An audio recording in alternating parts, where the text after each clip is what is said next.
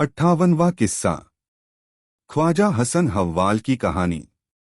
ख्वाजा हसन ने कहा कि मैं अपनी बात बताने के पहले अपने दो मित्रों के बारे में बताना चाहता है। वे अभी जीवित हैं और यहीं बगदाद में रहते हैं। वे मेरे प्रत्येक कथन की पुष्टि करेंगे। उनमें से एक का नाम सादी है। सादी का विश्वास था कि संसार में आनंद धन ही से मिलता है और धन उद्योग और परिश्रम ही से प्राप्त होता है। इसके विरुद्ध साद का मत था कि धन ईश्वर की कृपा और मनुष्य के भाग्य ही से मिलता है। दोनों में गाढ़ी दोस्ती थी और कोई झगड़ा नहीं होता था, किंतु इस विषय पर हमेशा बहस होती थी। एक दिन इस बात को लेकर दोनों के बीच बहुत अधिक वाद विवाद हुआ। सादी का कहना था, या तो आदमी गरीब परिवार में पैदा होकर हमेशा गरीब रहता है, या धनी परिवार में जन्म लेकर जवानी में भोगविलास में धन को फेंककर निर्धन हो जाता है, वरना उद्यमी और समझदार आदमी गरीब नहीं होता। साद कहता था, उद्यम और बुद्धि से कुछ नहीं होता, आदमी अपने भाग्य ही से धनवान होता है। गरीबी और अमीरी प्रारब्ध के खेल हैं। पूंजी और उद्यम के अलावा और भी कई रास्तों से दौलत आती है। सादी ने कहा, तुम्हारी यह बात बिल्कुल झूठ है। आओ हम दोनों अपने अपने कथन की परीक्षा करें। हम किसी गरीब पेशेवर आदमी को तलाश करेंगे। मैं उसे कुछ धन दूंगा। तुम देख लेना कि वह उस धन के बल पर उद्यम करके बड़ा आदमी बन जाएगा। तभी तुम्हें मेरी बात का विश्वास होगा। फिर वे दोनों घूमते घूमते मेरे घर की ओर आए। मैं अपने घर के सामने बैठा हुआ रस्सी बट रहा था, क्योंकि रस्सी बटने का पेशा मेरे बाप दादा के जमाने से होता आया था। उन दोनों को देखकर मैंने सलाम किया। उन्हें मेरे वस्त्रों और घर की हालत देखकर मेरी निर्धनता का बोध हुआ। साद ने सादी से कहा, यह ऐसा ही आदमी है जैसा तुम तलाश कर रहे थे। मैं इसे काफी दिनों से जानता हूं। यह बड़ा गरीब है। दिन भर कड़ी मेहनत करके रस्सी बटता रहता है और फिर भी कठिनता से परिवार का पालन पोषण करता है। सादी ने कहा, अच्छा, लेकिन पहले हम उसे अच्छी तरह देख तो लें। उन्होंने यह बातें इतने धीमे स्वर में की थीं कि मैं कुछ सुन न सका। फिर सादी ने, जो साद से अधिक धनवान था, मेरे और पास आकर मेरा नाम पूछा। मैंने कहा, मेरा नाम हसन है और रस्सी बटने के कारण मुझे लोग हसन हव्वाल कहते हैं। सादी ने कहा, तुम्हें अपने पेशे में अच्छी खासी आमदनी हो जाती होगी। तुम्हारे बाप दादा भी यही काम करते थे, इसलिए उन्होंने भी तुम्हारे लिए बहुत कुछ छोड़ा होगा। तुमने भी अपनी मेहनत से काफी पैसा कमाया होगा और तुम्हारी संपत्ति और बढ़ गई होगी। मैंने उत्तर दिया, ऐसी बात बिल्कुल नहीं है। मेरे पास कुछ भी धन संपत्ति नहीं है। मुझे पेट भर खाना भी नसीब नहीं होता। मैं सुबह से शाम तक रस्सी बटता हूँ, एक क्षण के लिए भी आराम नहीं लेता है। फिर भी जैसे तैसे सूखी रोटी ही अपने परिवार के लिए जुटा पाता हूँ। मेरे छोटे छोटे 5 बच्चे हैं। उनमें से कोई योग्य नहीं कि मेरी मदद कर सके। मैं अकेला ही उनके लिए खाना कपड़ा जुटाता हूँ। मैं रस्सी बेचता हूँ, उसके मूल्य से कुछ तो खाने आदि में खर्च करता हूँ और बाकी का सन खरीद कर दूसरे दिन उससे रस्सी बनाता हूँ। फिर भी मैं ईश्वर का धन्यवाद देता हूँ कि मैं केवल निर्धन हूँ, किसी का गुलाम नहीं हूँ, आजादी से अपना काम करता हूँ। सादी ने कहा, तुमने अपना पूरा हाल मुझे बताया, इसके लिए धन्यवाद, लेकिन मैं जो कुछ समझा था इससे तो उल्टा ही निकला। अच्छा, अगर मैं तुम्हें 200 अशर्फिया दे दूं तब तो तुम्हारी यह दशा नहीं रहेगी। 200 अशर्फी पाकर तो तुम धनवान हो जाओगे और आनंदपूर्वक जीवन निर्वाह करोगे। मैंने कहा, 200 अशर्फिया खुद तो मुझे धनवान नहीं बना सकती, लेकिन इससे मैं अपने पेशे को और अच्छी तरह चला सकता हूँ और अधिक धनोपार्जन कर सकता हूँ। सादी ने देखा कि मैं विश्वसनीय आदमी हूँ, तो उसने अपनी जेब से 200 अशर्फियों की थैली निकाली और मुझे देकर कहा, मैं यह 200 अशर्फियाँ तुम्हें दे रहा है। यह उधार नहीं, दान में दे रहा है। तुम इससे अपना व्यापार बढ़ाओ। भगवान तुम्हारी कमाई में बरकत दें। लेकिन यह ध्यान रहे कि यह धन बेकार खर्च न हो। तुम्हारी समृद्धि में मैं ही नहीं, मेरा परम मित्र साद भी प्रसन्न होगा। भगवान तुम पर अपनी कृपा करें। मैं 200 अशर्फिया पाकर फूला न समाया। मैंने धन्यवाद स्वरूप सादी का वस्त्र चूमा और उसकी दीनबंधुता की बड़ी प्रशंसा की। इसके बाद वे दोनों चले गए। उनके जाने के बाद मुझे यह चिंता हुई कि मैं इन अशर्फियों को कहाँ रखूं। मेरे घर में न तो कोई सुरक्षित स्थान था, न संदूकचा ही था जहां मैं इतना धन, जो मैंने सारी उम्र नहीं देखा था, रखता। आखिर में यह तय किया कि थैली को अपनी पगड़ी ही में छुपा लूं। मैंने थैली में से 10 अशर्फियां लेकर जेब में डाली और थैली का मुंह कसकर डोरे से बांधा और उसे सावधानी से पगड़ी में रख लिया। मैंने अपने स्त्री बच्चों को इस धन के बारे में कुछ भी नहीं बताया। वही पगड़ी सिर पर रखकर मैं बाजार गया और यथेष्ट सन खरीदा। लौटते समय कसाई के यहाँ से थोड़ा सा मांस शाम के भोजन के लिए खरीदा, क्योंकि महीनों से मांस खाने को नहीं मिला था। खरीदा हुआ मांस मेरे हाथ में था। रास्ते में एक चील ने मांस पर झपट्टा मारा। मैंने हाथ खींचकर दूसरे हाथ से चील को भगाया। अब चील ने दूसरी ओर से झपट्टा मारा। मैंने इस बार भी मांस को बचाकर दूसरे हाथ से चील को भगाया। लेकिन इस उछलकूद में मेरी पगड़ी मेरे सिर से गिर पड़ी और कमबख्त चील वही पगड़ी लेकर उड़ गई और शीघ्र ही निगाहों से ओझल हो गई। मैं एकदम से चिल्ला उठा। इससे मोहल्ले की औरतें बच्चे जमा हो गए और मेरा हाल सुनकर चील के पीछे दौड़ने लगे, लेकिन चील कहाँ हाथ आने वाली थी। मैं महादुखी होकर अपने घर आया और पगड़ी के साथ जाने वाली 190 अशर्फियों का अफसोस करने लगा, जो मेरी मूर्खता के कारण मेरे हाथ से निकल गई थीं। खैर 10 अशर्फियां तो थी ही। उनके बल पर कुछ दिन मेरे स्त्री बच्चों ने भरपेट भोजन किया। 2-1 कपड़े भी स्त्री बच्चों के लिए बन गए। किंतु यह कब तक चल सकता था। कुछ ही दिनों के बाद मैं पूर्ववत निर्धन हो गया। मैंने अपनी दशा पर संतोष करके भगवान को धन्यवाद दिया कि मेरा अपना तो कुछ नहीं गया था। मैं अपने जी को यह सोच कर तसल्ली देता था कि जब निर्धनता और परिश्रम ही मेरे भाग्य में लिखा है, तो मुझे उसी में संतोष करना चाहिए। अगर वे अशर्फियां मेरे भाग्य की होतीं तो मेरे हाथ से निकलती ही क्यों। मैं तरह तरह से अपने मन को समझाता था, फिर भी खोए हुए धन की कसक मेरे मन से नहीं निकलती थी। मैंने अशर्फियों का हाल पत्नी और बच्चों को भी नहीं बताया था। वे सब मेरी चिंता और उदासी देखकर मुझसे उसका कारण पूछने लगे। मेरे कई पड़ोसियों ने भी आकर पूछा कि तुम इतने उदास क्यों रहने लगे हो। पहले मैं चुप रहा, किंतु उन लोगों के बहुत जोर देने पर मैंने उन्हें सारी बात बता दी। मेरे पड़ोसी, यहाँ तक कि बच्चे भी मेरी बातों पर हंसने लगे। वे कहने लगे, तुमने सारे जीवन में एक भी अशर्फी देखी है कि 200 अशर्फियों की बातें करते हो। तुम्हारे पास 200 अशर्फियां आई कहाँ से।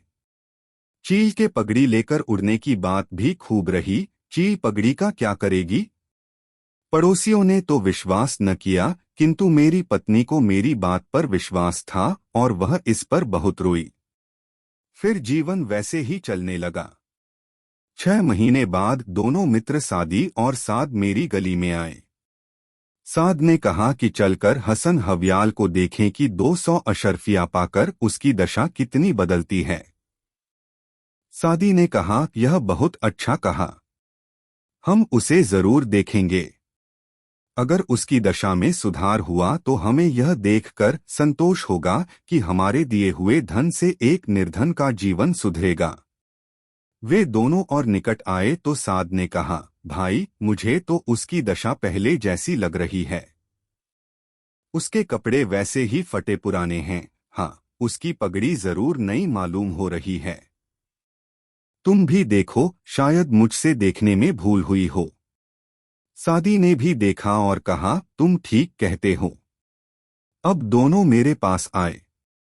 साद ने कहा, हसन भाई, अब तुम्हारा क्या हाल है? 200 अशर्फियों से तुम्हारा व्यापार तो अच्छा खासा बढ़ गया होगा। मैंने कहा, मैं अपने दुर्भाग्य का हाल आप लोगों से क्या कहूं? मुझे कहते हुए शर्म आती है। न बताऊं तो भी काम नहीं चलता। आप लोगों ने मुझ पर इतनी कृपा की, आपसे छुपाऊं भी क्या? हालांकि मेरा हाल सुनकर आपको ताज्जुब ही होगा। यह कहकर मैंने सारा हाल बताया। सादी ने कहा, हसन, क्यों हमें बेवकूफ बना रहे हो? चील खाने की चीजें लेती है या पगड़ियां? तुमने भी वही किया है जो तुम्हारे जैसे लोग करते हैं। जब अप्रत्याशित रूप से धन मिलता है तो अपना कामकाज छोड़ भोगविलास में पड़ जाते हैं और कुछ दिनों में सब कुछ लुटाकर फिर फटीचर बन जाते हैं। तुमने भी यही किया है। मैंने कहा, मेरे लिए जो कुछ भी कहें उसे कहने का आपको पूरा हक है, किंतु मैंने कुछ भी झूठ नहीं कहा है। मुझ पर जो कुछ गुजरी है वह यहाँ सभी लोग जानते हैं। मैं भी जानता हूं कि साधारणतः चील पगड़ियां नहीं ले जाती, किंतु मेरे साथ यह अघट घटना घटी है और उसके साक्षी बहुत से लोग हैं। साद ने मेरा पक्ष लेकर कहा, इसमें अविश्वास करने की कोई बात नहीं है। कई बार ऐसा देखा गया है कि चीलों ने ऐसी वस्तुएं भी ले ली हैं जो उनके खाने के काम नहीं आ सकती। यह सुनकर सादी ने अपनी जेब से एक भारी थैली निकाली और उसमें से 200 अशर्फिया गिनकर मुझे दे दी और कहा, भाई हसन, मैं फिर तुम्हें 200 अशर्फिया दे रहा हूँ। इन्हें सावधानी से सुरक्षापूर्वक रखना और पहले की भांति इन्हें खो मत देना। इससे अपना व्यापार बढ़ाना जिससे तुम्हारी आर्थिक अवस्था ठीक हो जाए। इनका कोई दुरुपयोग भी न करना। मैंने सादी को बहुत धन्यवाद दिया और उसकी लंबी उम्र की कामना की। इसके बाद दोनों मित्र से विदा लेकर चले गए। मैं अशर्फिया लेकर अपने घर के अंदर गया। उस समय मेरी पत्नी और पुत्र कहीं गए हुए थे। मैंने सोचा कि अशर्फियों को किसी ऐसी जगह रखा जाए जहां किसी बाहरी आदमी की नजर न पड़े। मैंने 10 अशर्फिया निकालकर शेष अशर्फिया एक पुराने से चीथड़े में बांधी, किंतु घर में कोई संदूक आदि तो था ही नहीं। इधर उधर देखा तो एक कोने में एक नाद रखी दिखाई दी जिसमें भूसी भरी हुई थी। मैंने उसी भूसी के अंदर अशर्फियों की पोटली रख दी। कुछ देर में मेरी स्त्री आई। मैंने फिर उससे अशर्फियों की बात छुपाई और रस्सी के लिए सन खरीदने को बाजार चला गया। इधर एक फेरी वाला आया जो सिर धोने की मिट्टी बेचता था। मेरी पत्नी को मिट्टी की जरूरत थी, किंतु घर में एक पैसा भी नहीं था। उसने फेरी वाले से कहा, भाई मेरे पास पैसा तो है नहीं, तुम मुझे इतनी मिट्टी दे दो और इसके बदले में नान समेत यह भूसी ले जाओ। फेरी वाले को यह सौदा लाभदायक लगा और उसने इसे मंजूर कर लिया। आठ वह फेरीवाला सिर धोने की मिट्टी देकर भूसी की नाद उठा ले गया। उसके जाने के बाद मैं सन का गड्ढा सिर पर लादे अपने घर आया। घर में आकर सबसे पहले भूसी की नाद को देखा तो उसे वहां नहीं पाया जहां वह रखी थी। मैंने अपनी पत्नी से पूछा कि नाद कहाँ गई, तो उसने कहा कि फेरी वाले को नाद देकर सिर धोने की मिट्टी ले ली। मैंने यह सुनकर सिर पीट लिया और अपनी पत्नी पर बरसने लगा। मैंने कहा, कमबख्त, तूने गर्दन काटने का काम किया है। सारे परिवार को भूखों मार दिया और फेरी वाले का घर भर दिया। तू जाकर कहीं डूब मर। उसकी समझ में मेरी नाराजगी नहीं आई और उसने पूछा कि क्यों चिल्ला रहे हो, तो मैंने बताया कि एक मित्र ने मुझे फिर 200 अशर्फिया दी थीं, जिनमें से 10 निकालकर बाकी को एक कपड़े में बांधकर मैंने भूसी में छुपा दिया था ताकि किसी और की निगाह उन पर न पड़े। यह सुनकर मेरी पत्नी ने अपना सिर पीट डाला और चिल्ला चिल्ला कर रोने लगी। उसने कहा, हाय, अब मैं उस बदमाश फेरी वाले को कहाँ पाऊंगी? मैं तो उसको पहचानती भी नहीं। कोई मोहल्ले वाला भी उसे नहीं जानता। यह तो पहली बार ही मोहल्ले में आया था। और तुम भी मुझे अपना दुश्मन समझते हो कि मुझे नहीं बताया। दोनों बार मुझसे अशर्फियों को छुपाया और दोनों बार उसे खो दिया। मैंने उससे कहा, अभागी, जो हानि होगी वह तो हो ही गई। अब क्यों इतना चिल्ला रही हो? पड़ोसी यह सुनेंगे तो हमारी मूर्खता पर हंसेंगे ही। अब रोने पीटने से क्या लाभ? हम दोनों ने 10 अशर्फियों से कुछ सामान घर गृहस्थी का खरीदा, फिर उसी तरह निर्धनता का जीवन व्यतीत करने लगे। मेरी चिंता और लज्जा का ठिकाना न था। गरीबी की तो शुरू से आदत थी। उसकी इतनी चिंता नहीं थी। परेशानी यह थी कि अब की बार शादी आएगा तो उससे क्या कहूंगा। मैं कोई झूठ बात कह नहीं सकता और सच बात का उसे विश्वास नहीं होगा और वह यही समझेगा कि मैंने भोग विलास में 200 अशर्फियां उड़ा दी। कुछ दिनों के बाद फिर मेरे बारे में बहस करते हुए साद और सादी मेरे घर आए। मैं उन्हें दूर से आता देखकर सोचने लगा कि अब इनसे कैसे आंखें मिलाऊंगा। मैं चाहता था कि उठकर कहीं चला जाऊं, किंतु वे सीधे मेरे पास आ गए और मुझे सलाम करके मेरी कुशलक्षेम पूछने लगे। मैं शर्म के मारे सिर झुकाए बैठा रहा। वे लोग मेरी निर्धनता को पूर्ववत देखकर आश्चर्य करने लगे।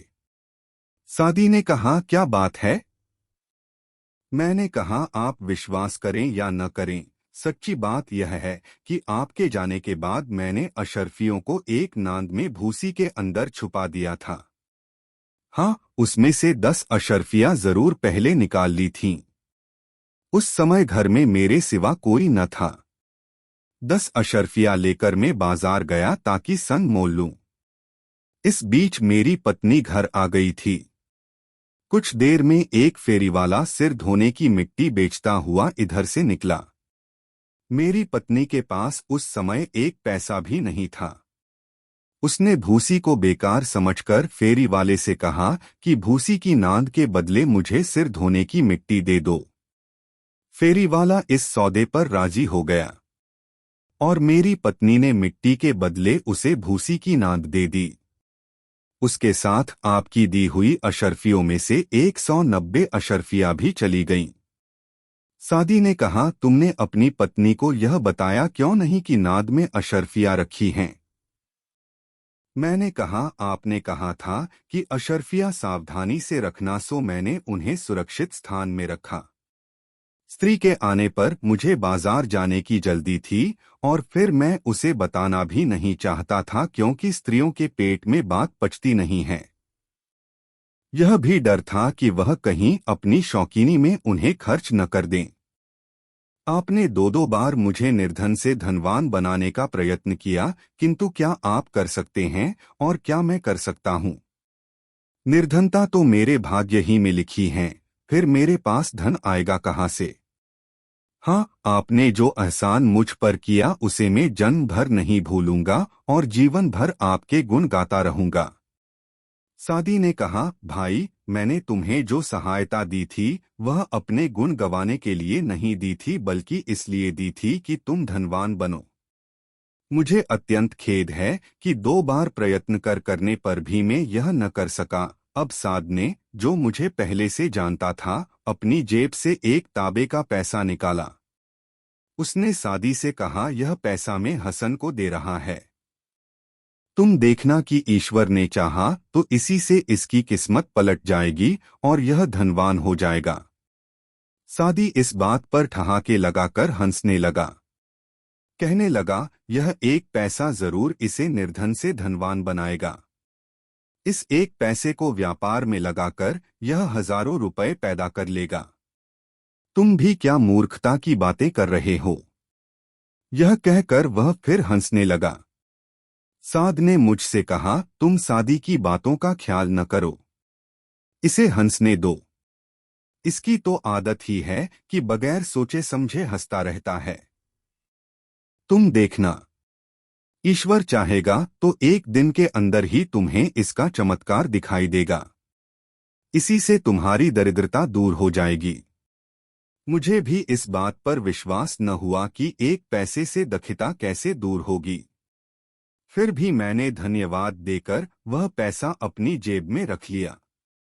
कुछ देर में दोनों मित्र विदा हो गए और मैं पूर्ववत रस्सी बटने लगा और पैसे को भूल ही गया। रात में सोने के लिए जब मैं कपड़े उतारने लगा तो वह पैसा जमीन पर गिर गया। मैंने उसे उठाकर एक ताक में रख लिया। संयोग से उसी रात को एक मछुआरे को एक पैसे की जरूरत पड़ी। उसका जाल कुछ टूट गया था और उसे ठीक करने के लिए उसे सुतली लेनी थी।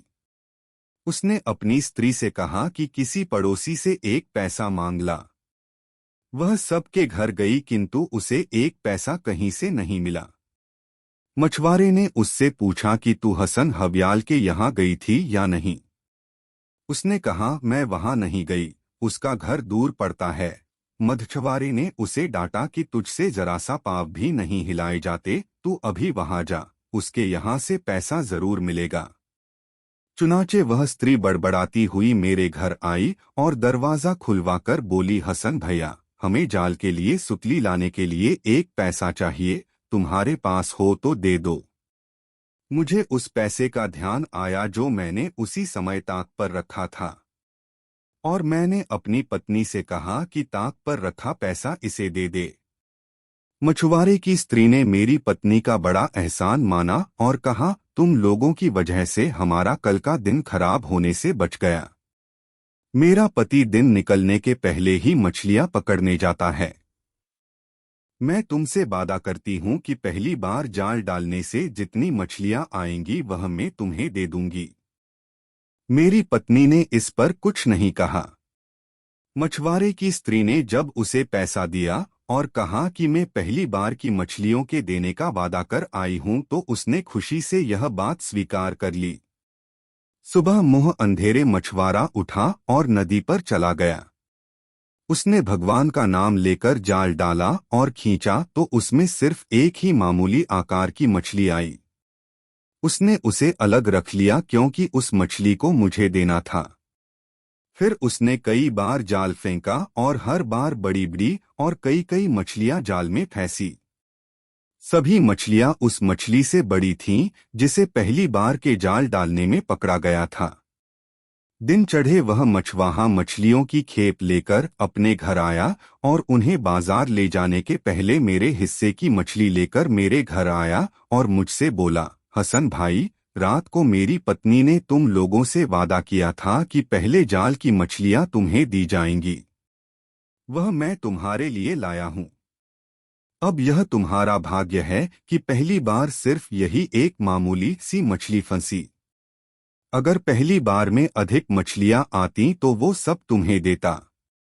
अब इसी एक मछली को स्वीकार करो। मैंने कहा, मैंने पैसा तुम्हारी जरूरत को देखकर दिया था, मछली पाने के लिए नहीं दिया था। तुम इसे भी ले जाओ।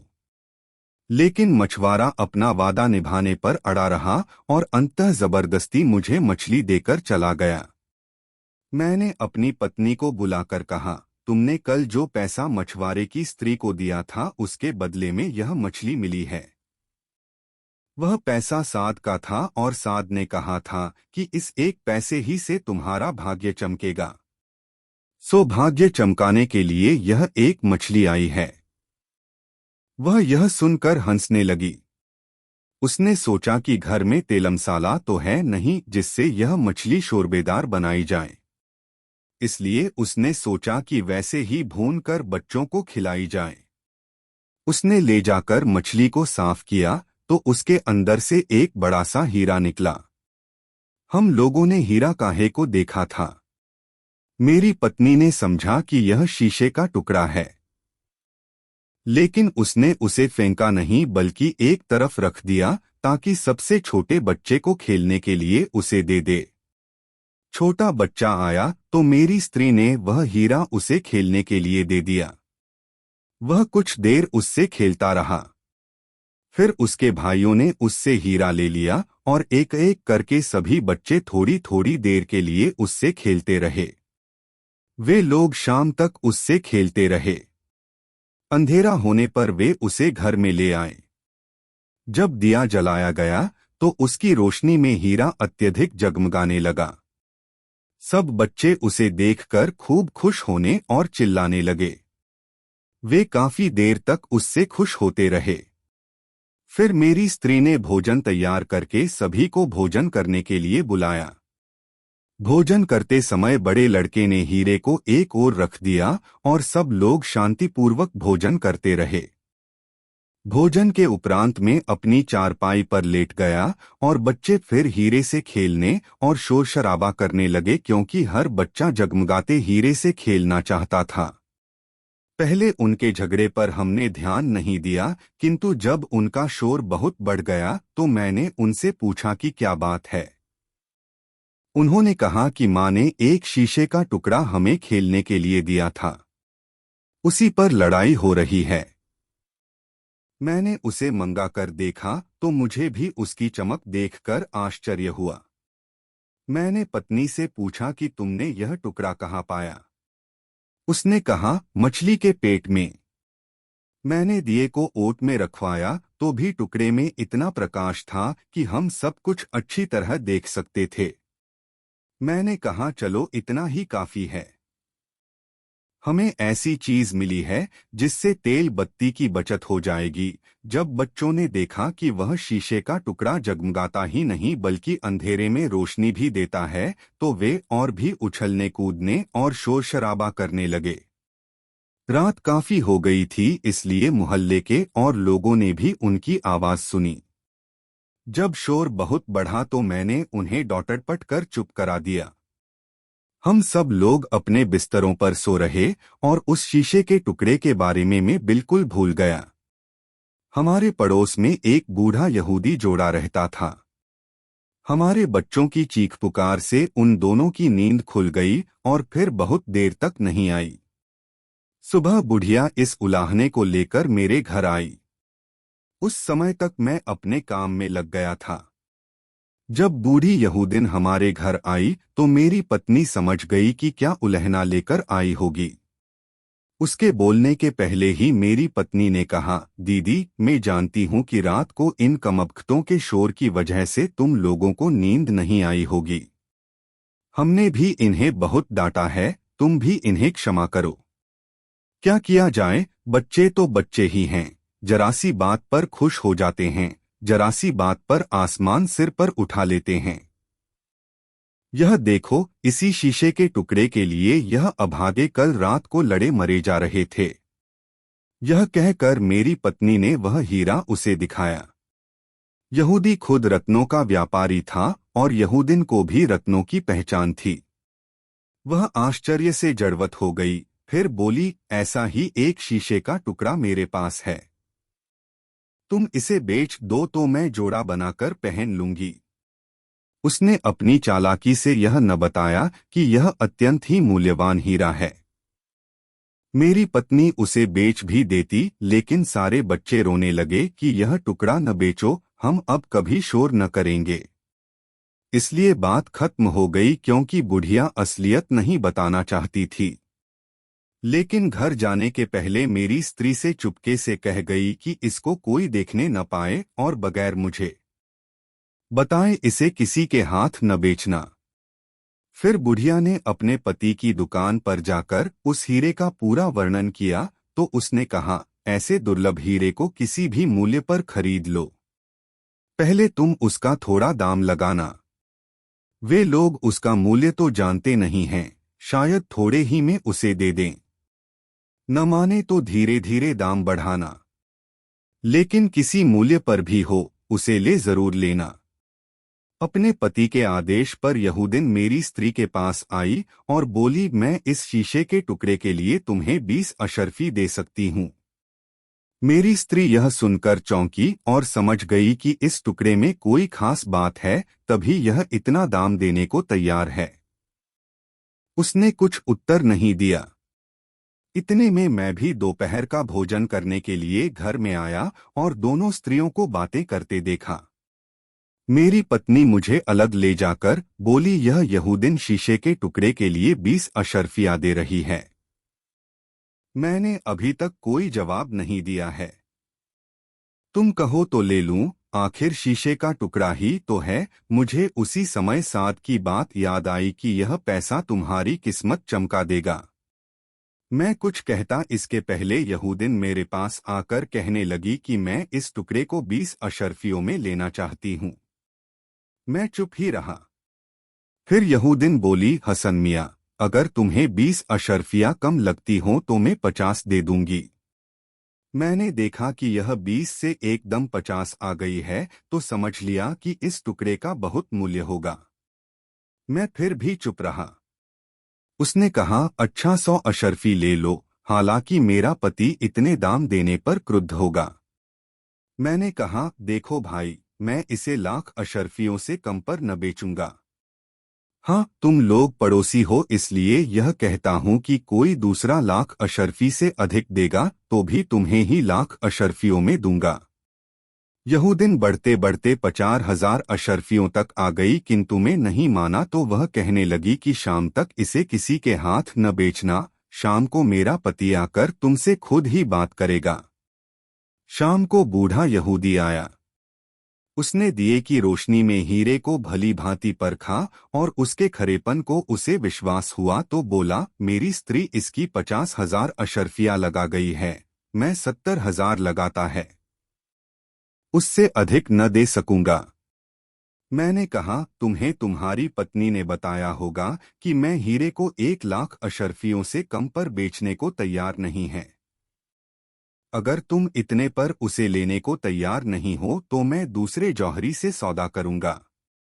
काफी झिकझिक करने के बाद यहूदी जौहरी 1,00,000 अशर्फियों के सौदे पर राजी हो गया, क्योंकि हीरा बहुत बड़ा था और 1,00,000 अशर्फियों में खरीद कर भी यहूदी को बड़ा मुनाफा होना था। यहूदी ने मुझे 2,000 अशर्फिया बयाने में दी और कहा कि कल शाम तक मैं पूरा दाम दे दूंगा और हीरा ले जाऊंगा। दूसरे दिन यहूदी जौहरी ने अपने कई मित्रों से कर्ज लेकर 98,000 अशर्फिया मुझे दी और हीरा ले लिया। इतना धन पाकर मैंने ईश्वर को धन्यवाद दिया। उसी भगवान के दिए हुए द्रव्य से मैंने धनवानों जैसा गृहस्थी का सामान खरीदा और मेरी पत्नी ने भी अपने लिए और लड़कों के लिए अच्छे कपड़े बनवाए। मैंने रहने के लिए एक बड़ा मकान खरीदा, उसमें पर्दे, फर्श आदि लगवाए। मैंने अपनी पत्नी से कहा, हमें इतना पैसा जरूर मिल गया है, लेकिन अपना पेशा में पैतृक ही रखूंगा। वह भी इस बात से सहमत हुई। मैंने अपनी पूंजी का कुछ भाग ही व्यापार में लगाया, शेष को सावधानी से रख दिया ताकि आड़े समय काम आए। मैंने नगर के कई कारीगरों को नौकरी पर रखा और कई 100 अशर्फिया देकर नगर में रस्सी बटने वाले बहुत से कारखाने लगवाए। कई विश्वस्त व्यवस्थापक भी रखे जिन्होंने उन कारखानों का भार संभाल लिया। इस समय बगदाद नगर में कोई गली ऐसी नहीं है जिसमें मेरा रस्सी बटने वाला कारखाना मौजूद न हो। इसी प्रकार अन्य बड़े नगरों और जिलों के प्रशासन केंद्रों में भी मैंने रस्सी के कारखाने खोले। वहां व्यवस्थापक और हिसाब किताब के लिए मुनीमों को नौकर रखा। इससे मुझे बहुत धन प्राप्त हुआ। मैंने एक बड़ा पुराना मकान लिया जिसमें जमीन बहुत थी। उसकी इमारत तुड़वाकर वहीं एक बड़ी इमारत बनवाई। वही आपने कल देखी थी। उसे मैंने अपना केंद्रीय कार्यालय बनाया और घर का अतिरिक्त सामान भी वहीं रखा। पुराने घर को छोड़कर नए घर में जा बसा। काफी दिन बाद साद और सादी मेरे पुराने मकान में मुझे पूछते हुए आए। मोहल्ले के लोगों ने कहा कि अब उसे हसन कोई नहीं कहता, अब उसे ख्वाजा हसन हव्वाल कहकर बुलाते हैं और वह उस मोहल्ले में एक बड़े मकान में रहता है। उसका बहुत बड़ा कारोबार हो गया है। वे दोनों मित्र मुझे पूछते हुए मेरे घर पर आए। उस समय सादी को यह बिल्कुल विश्वास न हुआ कि साद के दिए हुए पैसे से मेरी दशा बदली है। वह समझता था कि मैंने अशरफियों के खोने की 2 बार झूठी कहानी गढ़ी है। उसने साद से कहा कि हसन ने 2 बार मुझसे झूठ बोला कि मेरी दी हुई अशरफियां उससे खो गई हैं। यह व्यापार उसने कहां से बढ़ाया अगर वे अशरफियां खो गई थीं? किंतु उसने कहा कि हसन ने सच बोला या झूठ, इससे कोई अंतर नहीं पड़ता, मुझे उसकी समृद्धि देखकर प्रसन्नता ही होगी। यह मानने को मैं बिल्कुल तैयार नहीं हूं कि जो ताबे का पैसा तुमने उसे दिया था उससे वह अमीर बना है। साद ने कहा, तुम्हारी बात बिल्कुल निर्मूल है। मैं हसन को बहुत दिनों से जानता हूं। वह निर्धन था किंतु उसकी झूठ बोलने की कभी आदत नहीं थी। जो कुछ भी उसने उन अशरफियों के बारे में कहा सब सच होगा। तुम्हें यह भी मालूम हो जाएगा कि मेरे एक पैसे की बदौलत ही उसका व्यापार इतना चमका है। इसी प्रकार बहस करते करते वे मेरे घर आए। उन्होंने दरवाजे पर आवाज दी तो दरबान ने फाटक खोल दिया। सादी अंदर बहुत से नौकरों को देखकर डरा कि किसी सरदार के मकान में तो नहीं आ गया। उसने दरबान से पूछा कि ख्वाजा हसन हव्वाल यही रहते हैं? दरबान ने कहा, यहीं रहते हैं और इस समय अपनी बैठक में बैठे हैं। आप अंदर जाइए। नौकर आपके आने की सूचना उन्हें दे देगा। उन दोनों के आने की सूचना मिली तो मैं उन्हें बुलाने के बजाय दीवान खाने से उठकर उनके स्वागत के लिए चला। उन्हें देखकर मैंने दौड़कर सम्मानार्थ उनके वस्त्र चूमे। वे मुझे गले लगाना चाहते थे किंतु मैंने ऐसा न होने दिया क्योंकि उन्हें अब भी अपने से ऊंचा समझता था। अंदर ले जाकर मैंने उन्हें एक दालान में एक ऊंचे स्थान पर बिठाया। वे मुझे अपने बराबर बिठाना चाहते थे किंतु मैंने कहा, महानुभावों, मैं यह नहीं भूला कि मैं वही रस्सी बटने वाला हसन हूं और आप लोग मेरे उपकार करता हैं। मैं उनके सामने बैठ गया और हम लोगों में प्रारंभिक शिष्टाचार के बाद बातें होने लगीं। सादी ने कहा, हसन भाई, तुम्हारी इस समृद्धि को देखकर मुझे अतीव प्रसन्नता हो रही है। मैं जैसा तुम्हें देखना चाहता था वैसा ही तुम्हें देख रहा हूं। मुझे यह पूरा विश्वास है कि तुम्हारी सारी समृद्धि उन 400 अशरफियों के कारण हुई है जो मैंने 2 बार में तुम्हें दी थीं। अब यह सच सच बताओ कि दोनों बार मुझसे झूठ क्यों बोले थे कि अशरफियां तुमसे खो गई हैं? साद मन ही मन कुढ़ता हुआ उसकी बातें सुनता रहा और उसके चुप हो जाने पर बोला, तुम क्यों अपनी बेतुकी हाके जा रहे हो और क्यों हसन को झूठा बना रहे हो? मैं तुमसे कह चुका हूं कि यह झूठा आदमी नहीं है। इस पर उन दोनों में फिर तकरार हो गई। मैंने कहा, सज्जनों, आप लोग मेरी बात को लेकर आपस में झगड़ा न करें। आप सच माने या झूठ, अशरफियां मुझसे उसी तरह खो गई थीं जैसा मैंने आप लोगों को बताया था। और यह धन संपदा मैंने कैसे प्राप्त की वह मैं आपको अभी बताता हूँ।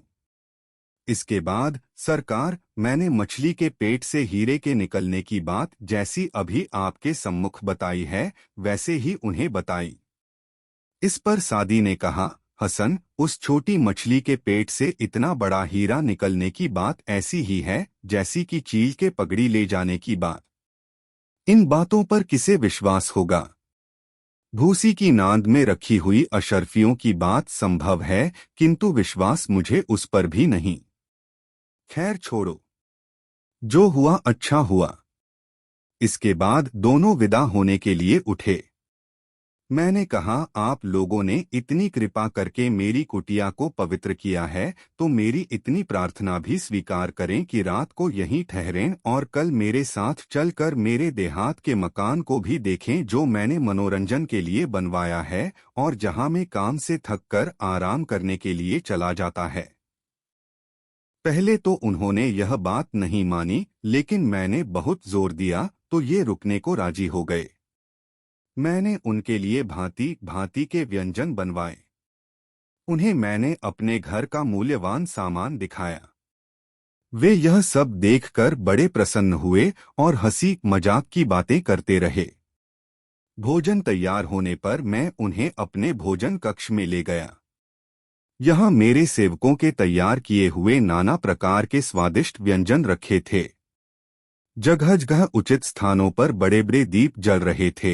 एक ओर गायक वादक मधुर स्वरों में गा बजा रहे थे, दूसरी ओर नर्तकों और नर्तकियों का कला प्रदर्शन हो रहा था। भोजन के उपरांत उन लोगों के मनोरंजन के लिए बहुत से खेल तमाशों का भी प्रबंध किया गया। इसके बाद हम लोग सो रहे। सुबह उठकर नित्यकर्म से निश्चिंत होने के बाद हम लोग एक नाव पर सवार हुए और नदी की राह से मेरे देहात वाले मकान की ओर रवाना हुए।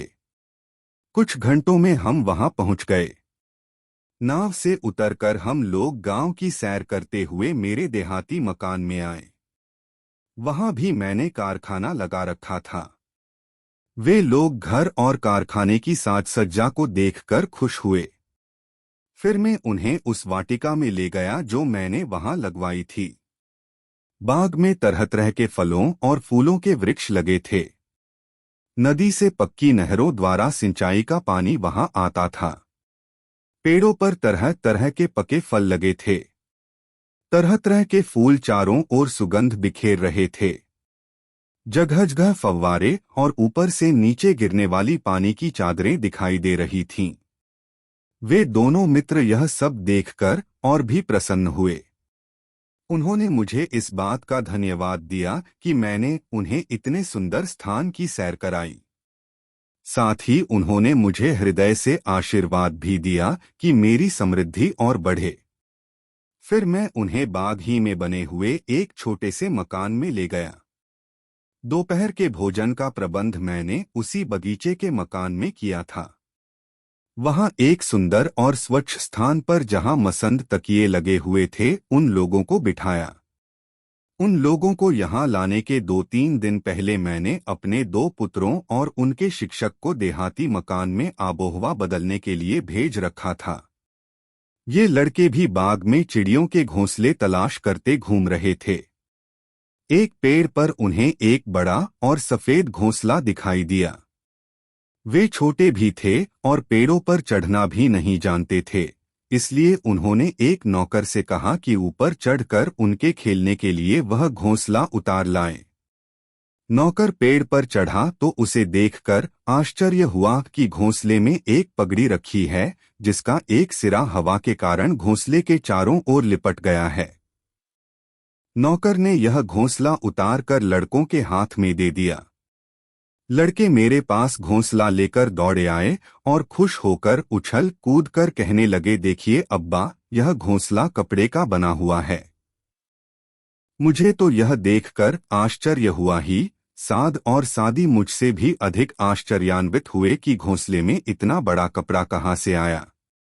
मैंने कपड़े को देखा तो मालूम हुआ कि यह पगड़ी है, और वही पगड़ी है जो मेरे सिर से चील ले उड़ी थी।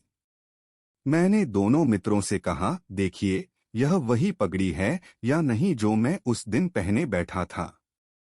साद ने कहा, मैंने तुम्हारी पगड़ी पर ध्यान नहीं दिया, इसलिए यह नहीं कह सकता कि यह वही पगड़ी है या नहीं। सादी ने कहा, मैं भी तुम्हारी पगड़ी नहीं पहचानता, लेकिन अगर यह वही पगड़ी है तो इसमें बाकी बची हुई 190 अशर्फियां भी होंगी। मैंने कहा, मैं तो पहचानता हूं, यह पगड़ी वही है जिसे चील ले गई थी। मैंने पगड़ी को घोंसले से उठाया तो वह काफी भारी लगी। मैंने उसकी तहें खोली तो उसमें से थैली निकली। मैंने सादी से कहा, आप मेरी पगड़ी नहीं पहचानते, किंतु आप यह थैली तो पहचानते ही होंगे।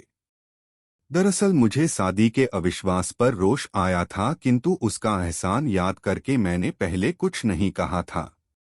सादी ने कहा, यह थैली तो वाकई वही है जो मैंने तुम्हें दी थी। इसमें अशर्फियां भी होनी चाहिए। मैंने थैली खोलकर उसके सामने उलट दी और कहा कि अशर्फियां भी गिन लीजिए।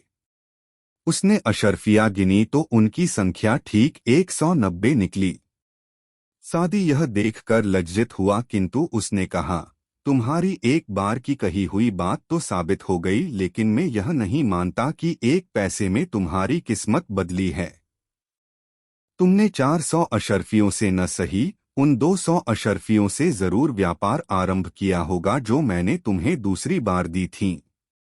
मैं इस पर चुप हो रहा, किंतु साद ने फिर उसे टोका कि तुम बेकार की जिद पर अड़ हुए हो। उन दोनों में फिर से वही बेतुकी बहस शुरू हो गई। खैर भोजन आया तो बहस खत्म हुई। भोजन के बाद हम लोग वहीं सो रहे। साद और सादी को दूसरे दिन जरूरी काम था और रात ही में हम लोगों को लौटना था। रात में धारा से उल्टे चलकर नदी की राह से वापस होने में कोई तुक न थी। इसलिए हम तीनों शाम को घोड़ों पर सवार होकर बगदाद को रवाना हुए। हमारे साथ 3 गुलाम थे। रात काफी हो गई तो हम एक जगह उतर गए। घोड़ों को शाम को दाना नहीं मिला था, इसलिए मैंने दासों से कहा कि कहीं से घोड़ों के चारे का प्रबंध करें। रात हो जाने से सारी दुकानें बंद हो गई थीं, सिर्फ एक परचून की दुकान खुली थी। दाना तो नहीं मिला, किंतु भूसी से भरी एक नाद मिली। मेरे दासों ने इसी को गनीमत जाना और भूसी के दाम देकर और सवेरे खाली नाद के वापस करने का वादा करके नाद उठा लाए। एक नौकर नांद में से भूसी निकाल निकाल कर घोड़ों को देने लगा तो उसका हाथ एक पोटली पर लगा और उसे यह मेरे पास ले आया ताकि सवेरे दुकानदार को थैली दे दी जाए। मैंने पोटली को देखा तो पहचान गया कि वही पोटली है जिसमें अशर्फिया बांधकर मैंने भूसी की नांद में रखा था। बाहर जाकर नांद को देखा तो उसे भी पहचान लिया कि मेरी ही है। मैंने दोनों मित्रों को बुलाकर नाद और उसमें से निकली पोटली दिखाई, फिर पोटली खोलकर उसमें की अशर्फिया सादी के सामने उलट दी और कहा, इन्हें गिन लीजिए। उसने गिनी तो पूरी 190 निकली। सादी ने कहा, अब मुझे हसन की सत्यवादिता पर और तुम्हारे सिद्धांत पर पूरा विश्वास हुआ कि धन न पूंजी के बल पर आता है, न उद्यम के बल पर, बल्कि भाग्य से मिलता है। इसके बाद हम सो रहे और सवेरे बगदाद आ गए, जहां दोनों मित्र मुझसे विदा होकर अपने घर चले गए। खलीफा ने हसन की पूरी कहानी सुनकर कहा, हसन मियाँ, तुम्हारे पड़ोसियों से सुना था कि तुम धन को समझबूझकर खर्च करने वाले आदमी हो। तुम्हारी कहानी से मालूम हुआ कि तुम सीधे सच्चे और सभ्य आदमी भी हो। तुम जिस हीरे की बात कर रहे हो वह खजाने में है। मैंने उसे यहूदी जौहरी से 1.5 लाख अशर्फियों में खरीदा था। तुम सादी को यहाँ भेजना कि वह हीरा देखे और इत्मीनान कर ले। तुम मेरे कोषाध्यक्ष के पास जाकर मेरा आदेश दो कि वह तुम्हारे मुंह से हीरे की प्राप्ति का वृत्तांत सुने और लिखवाकर हीरे के साथ रखवा दे। यह कहकर खलीफा ने हसन को विदा होने के लिए इशारा किया। वह सिंहासन का पाया चूमकर वापस हुआ। बाबा अब्दुल्ला और सीदी नुमान भी खलीफा के सिंहासन का पाया चूमकर अपने अपने घरों को चले गए। कहानी सुनकर दुनियाजाद ने उसकी प्रशंसा की और पूछा कि और कोई कहानी भी आती है या नहीं। शहरजाद ने कहा कि एक बड़ी मनोरंजक कहानी है, किंतु शहरयार ने कहा कि अब सवेरा हो गया है, दूसरी कहानी कल शुरू करना।